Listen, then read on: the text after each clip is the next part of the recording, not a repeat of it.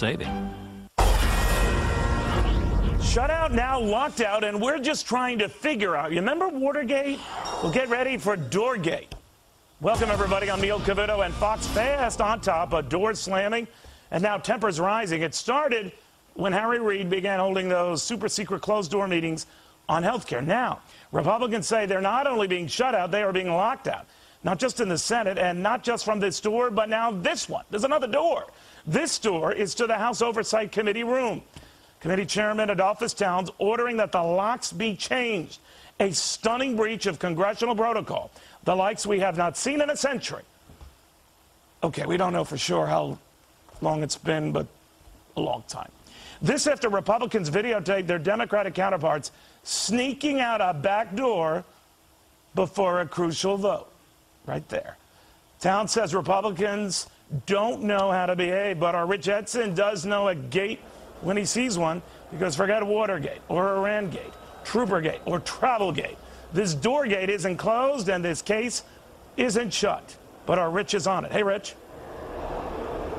Good afternoon, Neil. You know, you and I have been talking a lot of doors lately. We did so last night on Fox Business. We'll do so here again. I think, you know, you're hitting on something here, Neil, that we have seen for quite some time on Capitol Hill, and I think you're going to see for quite some time longer here. You know, there are doors leading to private offices and private hideaways here on Capitol Hill. There are also doors leading to committee rooms, and those committees are controlled by the majority, and the majority controls who gets in and when those meetings are and when they happen. And so what you're seeing here is Adolphus Towns and the Democrats saying, well, we don't like what Republicans are doing. They're playing political games. So we have decided to change the locks on those doors, and we are keeping those doors locked because there is no committee hearing today. There is supposed to be one tomorrow, but we're pushing that off because of investigative reasons, they say, until next week. There was a situation in 2003 on Capitol Hill where Democrats walked through the door of the House Ways and Means Committee library. They were the minority at the time. Later on through that door came the Capitol Hill police. That's because the then Republican chairman at the time had called them. One of the doors you were talking about earlier and we spoke about last night, Neil, was Senate door S219. It leads to that room. It's a very gorgeous room. It has a long table, a gorgeous fireplace, but that is also where 3 Democrat senators are meeting to discuss their health care proposal. They're meeting with White House officials. They will emerge from that door at some point. Senate Majority Leader Harry Reid won't tell us when they'll emerge, but they will, and they will consider and begin to vote on their health care proposal. It will hit the Senate floor. It will be in full view of anyone, and then it goes back behind closed doors, perhaps, if it passes the Senate, if the House does the same, and they will go behind closed doors and finish their final product there to go back out to the floor. Back to you. Rich, you've been on top of this story like nobody else's business. Do we know whether any of the aforementioned rooms behind which door we have this stewing debate have secret panels, much like Alfred had for Batman in Batman, where you could just, you know, hit like a statue and you could escape that way? Well, you know, it is the federal government. This building is, you know, more than 200 years old, and you got to think there's some pretty cool stuff in the basement. Now, people aren't watching this. Work with us, all right? Rich Edson, thank you very much. Now back to door number 1. It's that Senate door. Behind it, Harry Reid and Democratic negotiators are set to resume their closed-door meetings on health care. Now, Democratic Senator Tom Carper of Delaware sits on the Finance Committee, but even he can't get through that door.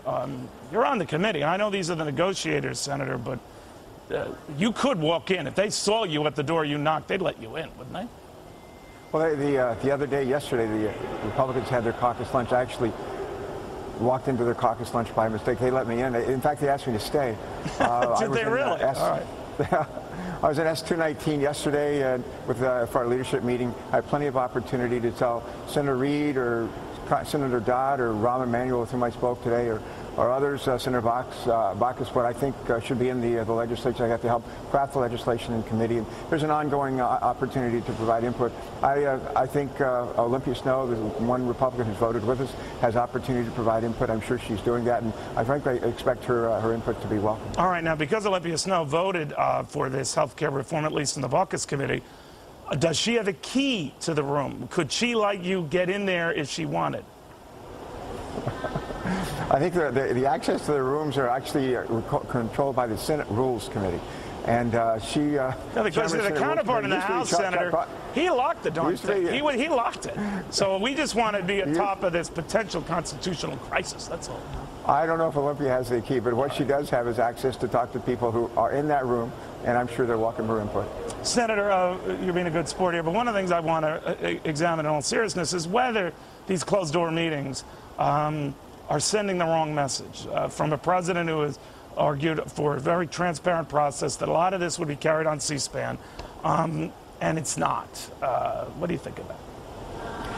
I think it's impossible to have every single meeting that goes on of consequence in the open with cameras and so forth. I'm not so sure that that's always productive.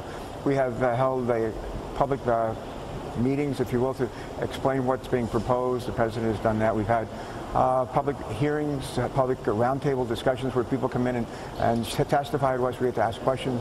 The entire markup of the bill, debating, amending the legislation, the Finance Committee, was all done in the light of day in public, and for weeks, literally weeks. No, on it wasn't all done. I think at some point in time, you've been a very straightforward guy, Senator. Like that and have a discussion. But you've been a very straightforward guy. But I got to tell you, it hasn't all been in the light of day, and it hasn't all been open. So the only thing I'm asking or curious about is whether we get a package crafted, essentially getting these two Senate committee bills together in secret. And in the end, more than 2,300 pages worth.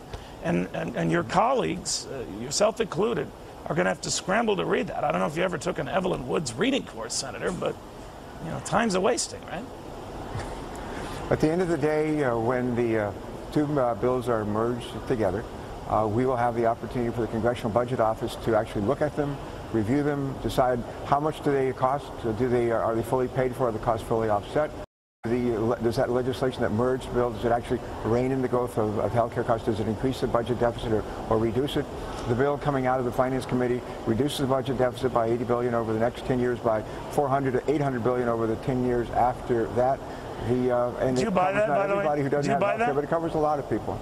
Oh, yeah, it's not me. It's Congressional Budget Office. They're a lot smarter than this stuff on us, and they take the long view. They're not Democrat or Republican. And when the director of the CBO said about the House bills and the 3 House bills and the 1 Senate bill, 2 months ago, that none of them rein in the growth of health care costs. They were all above the deficit, increased the deficit, and they're all well over $900 billion.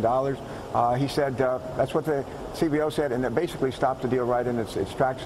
One of the reasons why he focused so hard on reining the growth of health care costs, reducing the deficit, not increasing it through the legislation, extending coverage. But I've said, you've heard me say before, Neil, unless we rein in the growth of health care costs, we may try to extend coverage to people who don't have it, but we're not going to be able to sustain that unless we rein in the growth of health care costs. But in the meantime, while I have you here, Senator, you do not suspect that Doorgate, as this crisis is now being called, will ever reach the level of Watergate?